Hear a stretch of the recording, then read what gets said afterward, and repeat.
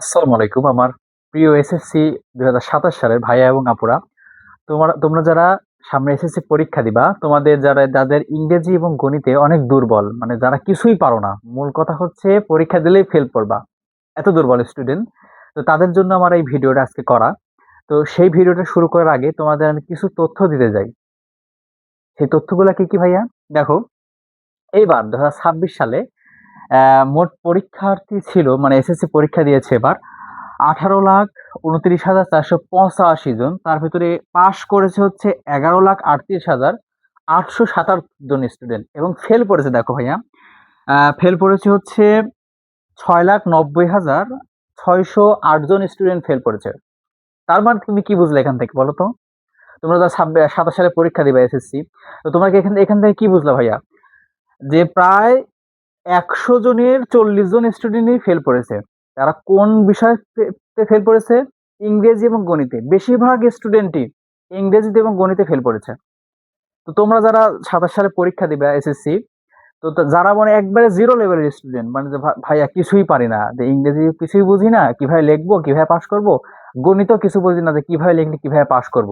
তো ভাইয়া, তো তোমাদের জন্য আমি চেষ্টা করব যে এমন কিছু গণিতের ক্লাস নেওয়া, মানে যেগুলো সহজ অধ্যায়, যেগুলো মানে পড়লেই পাস হবে, বা ইংরেজিতে এমন রাইটিং পার্ট যেগুলা মানে সহজেই মুখস্থ করে পরীক্ষাতে লিখলে ইনশাল্লাহ পাস হয়ে যাবা।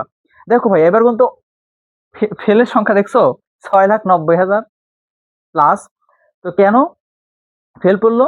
মানে তারা সঠিক গাইডলাইন, দেখো ভাই, প্রাইভেট কিন্তু অনেক পড়েছে, অনলাইনে ক্লাস অনেক অনেক আছে, কিন্তু তারা পাস করতে পারেনি কেন? মানে সঠিক গাইডলাইন তারা পায়নি।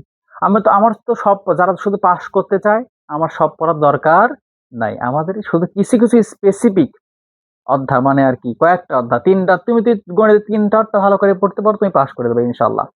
এবং তুমি যদি ইংরেজিতে রাইটিং পার্ট, মানে প্যারাগ্রাফ কিভাবে লিখতে হয়, বা ইমেইল, তারপর হচ্ছে লেটার, তারপর হচ্ছে কমপ্লিটিং স্টোরি, এইগুলা যদি তুমি সঠিকভাবে লিখতে পারো, তাহলে তুমি পাস করে যাবে।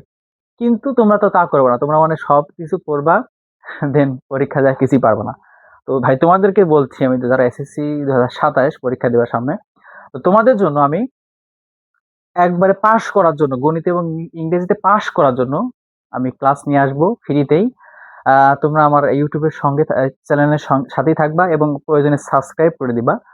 আহ, তো আমি দু একেই আমার ভিডিও আনার চেষ্টা করব।